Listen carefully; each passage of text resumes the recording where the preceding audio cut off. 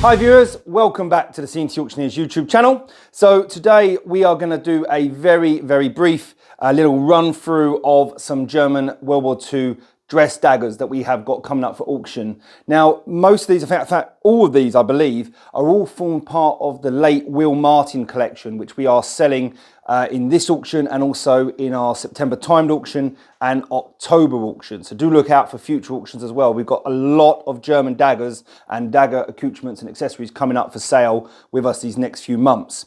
Wil Martin was a collector from North Wales, and he really, as you can see as we go through just some of these daggers, and you'll see in the other daggers that are in the sale, he really took pride in his collection and really only tried to collect the best he possibly could, which is always a great advice for any collector who's looking.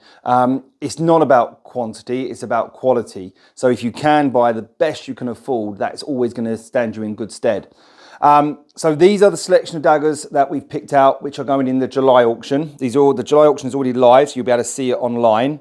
So hopefully you can see we've got a good selection here. Bear in mind, armed forces. So we've got Kriegsmarine, we've got Luftwaffe. I haven't got any army daggers out for some reason, but there is army daggers.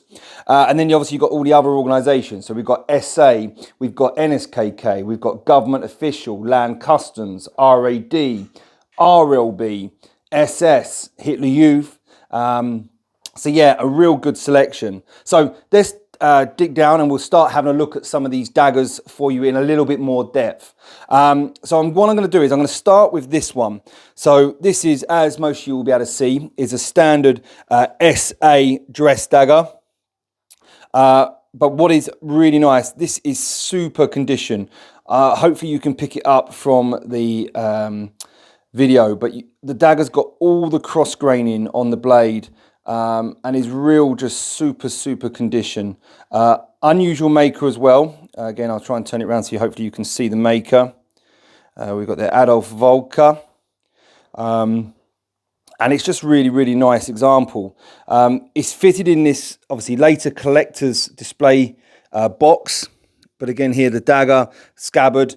Really nice anodized one with an original brown leather SA vertical dagger hanger, and again it's just really like near mint condition. It's just a real super piece. The sale takes place on the 8th and 9th of July, so all the German daggers will be on the 9th of July, just to put that out there. As we move down this way along the table, again, this is a dagger that some of you will recognise, but some of you may not recognise. This is a really rare dagger. It doesn't turn up very often. This is the Tino Leader's dagger. So over here, you've got the Tino Man's dagger, which we'll show you here. And then this one here is the Tino Leader, or sometimes referred to in America as the Tino Senior. Okay, so this is the Leader's dress dagger, as we call it here in Europe, or officer's dagger. And again, very nice, nice blade, matching numbers on the blade and the scabbard throat, made by Carl Icahn. Okay, and again you can see that all on there. Hopefully that will pick up on the video for you. But again, very nice dagger, very rare dagger, often missing from a lot of collections because it is a rare dagger. It doesn't turn up very often. Then again, a bit more of a common officer's or leader's dagger is the RAD officer's dagger. But again, it's just a really nice example. All that sort of bluing and patina to the fittings. Very minimal plating lifting, a little bit of plating lifting, but very minimal. And again, as we pull it out of its scabbard, and again, you can see really nice blade on that one. And again, Carl Icahn made there.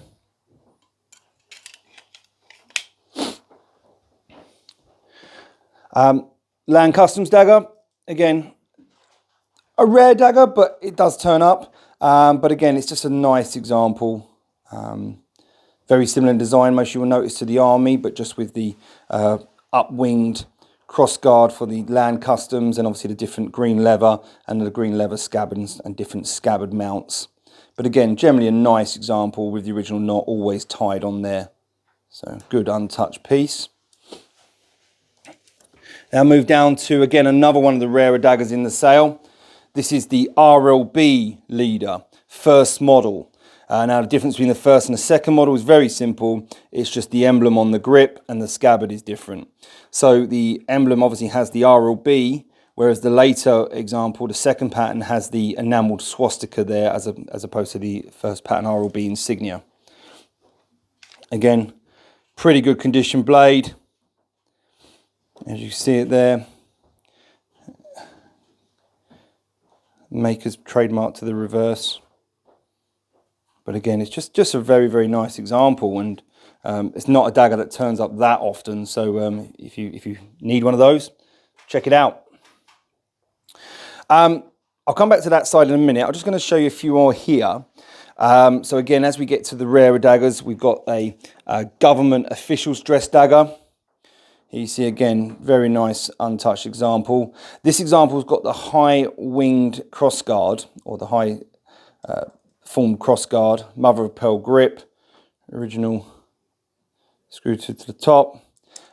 Made by WKC, which is a bit more of an unusual maker for the government officials. Normally you see them, they're Icon or Alcoso, but this one being WKC is just quite a nice piece there. That's lot 734 in the sale. Now again, Kriegsmarine and Armed Forces daggers. So Kriegsmarine daggers, there's quite a lot in the sale. There's some very nice ones, and we got some from other vendors as well. This is daggers we've got are not just from this one collection. There are some nice ones from other vendors as well that have come in. But this one I've pulled out is lot 751. It's just an interesting variation. So as you can see, it's a hammered scabbard, rope hanging rings, bands on there. A nice amount of gilt still remaining in the eagle pommel top. But what some of you may realise is that this is actually probably what's known as an imperial conversion. So this possibly belonged to an officer of the Kaiserliche Marine, so the Imperial German Navy, or maybe even the Weimar Navy, who then has carried on into service into the Third Reich, kept his dirk or dagger and replaced the top to convert it into the Third Reich period. So for any of those collectors that look for sort of bit of differences or something different to collect, this is quite a nice one. And again, all original knot, proper Kriegsmarine issue knot. And yeah, it's just a real super piece really in my eyes. And again, it's with the hanging straps, which are just not falling down there. NSKK daggers. So here we have a leader's chained NSKK dress dagger. Again, good honest example. We've had a few of these recently, but again, it just is a nice untouched, all original chains, full length chains, original scabbard, made I believe by Carl Icon. Again, lovely blade. Again, you can see that cross graining hopefully on the blade. And good Alles für Deutschland motto. And there you have the transitional RZM and the Carl Icon trademark on there. And that is lot 731 in the auction. So again, that's a Tino man's dagger, which I did show you earlier when I showed you the officers. And there's another quite nice navy here with the hammered scabbard. But we'll move to the other end of the table now. And as you see, we've got two SS daggers. So we've got an enlisted man's and the officer's chain dress dagger. Okay, again, good, classic, very desirable German daggers from World War II and the Third Reich era. The man's dagger, you can see here, again, nice blade with the motto. Gottlieb Hammersfarm maker's mark, early anodized scabbard. You know, just generally a nice, good, honest SS man's dagger there. And then the chain dagger, again, good example. Closed knot fitting on the top clip, with the acceptance rune on the rear part of the hanging links. And again, it's numbered on the crossguard, so possibly could be